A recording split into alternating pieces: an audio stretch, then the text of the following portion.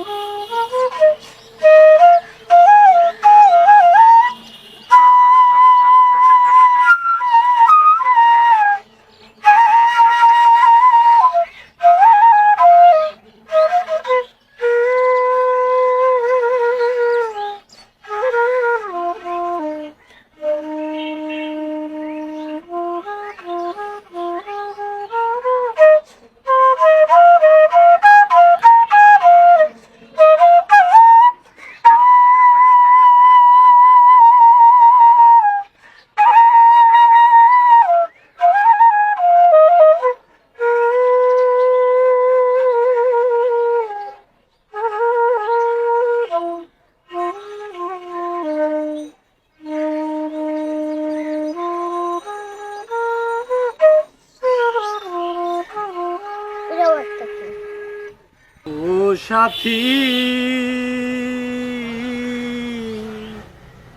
একবার এসে দেখে যাও আমি কত সুখে আছি।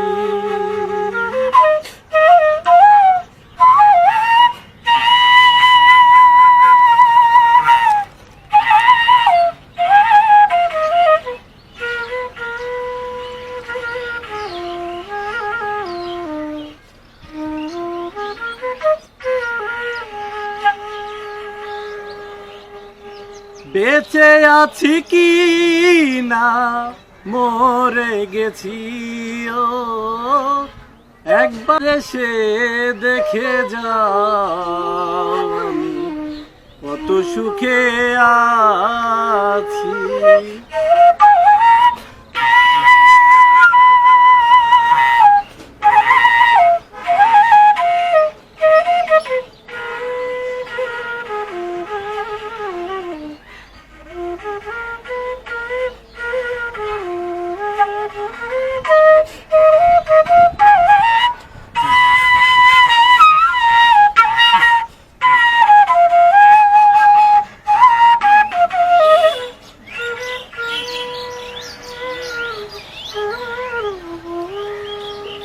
ও সাথী একবার এসে দেখে যাও আমি কত সুখে আছি।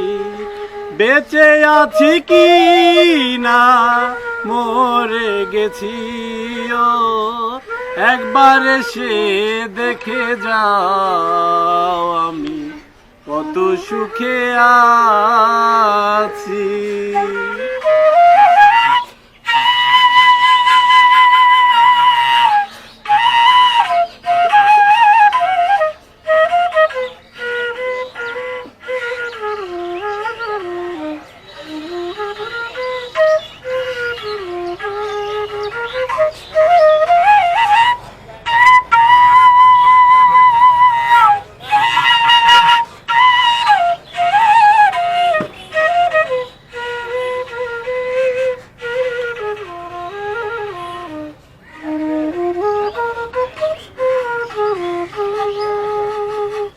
দাড়ি পানির মধ্যে চলে গেছে আমার সাথী।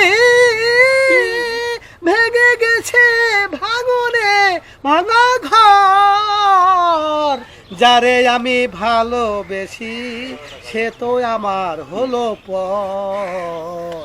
ওগো সাথী তোমারই ছায়া নিয়ে বেঁচে আছি এই জগতে।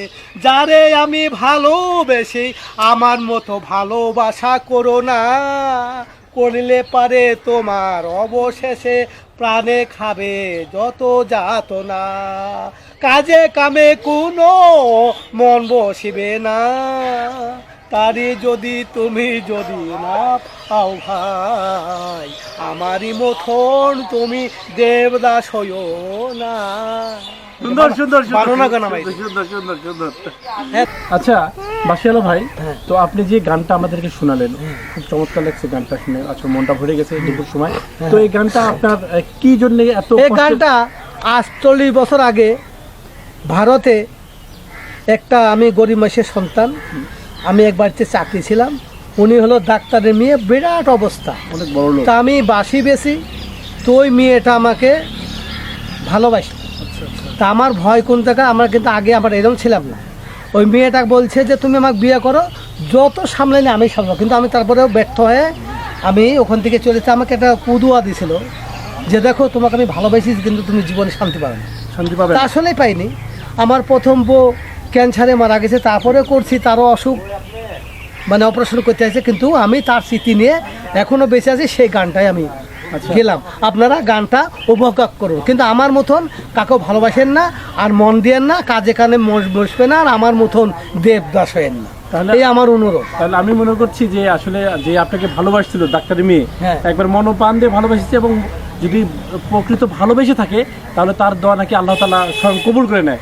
ঠিক আপনার ক্ষেত্রে সেই জিনিসটা হয়েছে।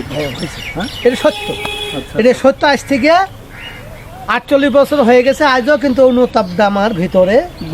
মানে যতদিন বাঁচবেন আপনি এটা বয়ে নিয়ে বেড়াতে হবে। হ্যাঁ, ইয়েস, গুড নাথিং। আচ্ছা আচ্ছা। আমি সেই সময় ক্লাস 5 পর্যন্ত লেখাপড়া করেছি। তারপরে দুঃখ হয়, আমি ভারতে যায় শরণার্থীভাবে আমি মুক্তিযোদ্ধা হয়েছিলাম।